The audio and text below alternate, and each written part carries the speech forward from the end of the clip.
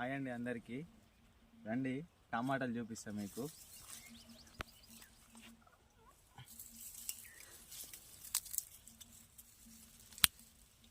మామూలుగా ఇది పెట్టి ఒక నెల రోజులు అవుతుంది, నెల 15 రోజులు అవుతుంది అనుకుంటా.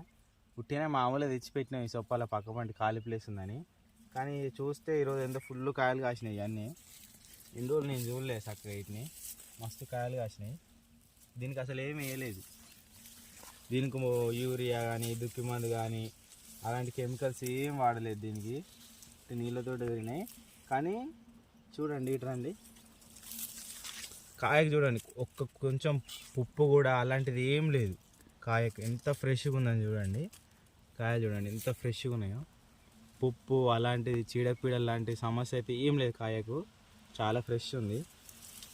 ఇది మన ఆర్గానిక్ అన్నట్టు, ఇది కెమికల్ కాకుండా ఆర్గానిక్.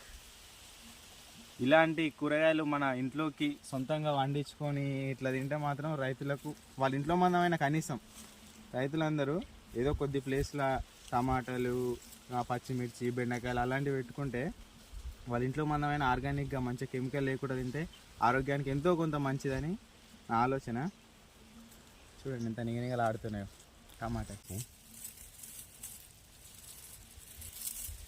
టమాటాలకు మాత్రం ఎట్లా పప్పు లేదు అసలు కొంచెం కూడా.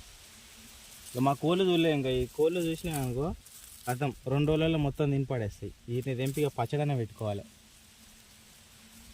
వీడియో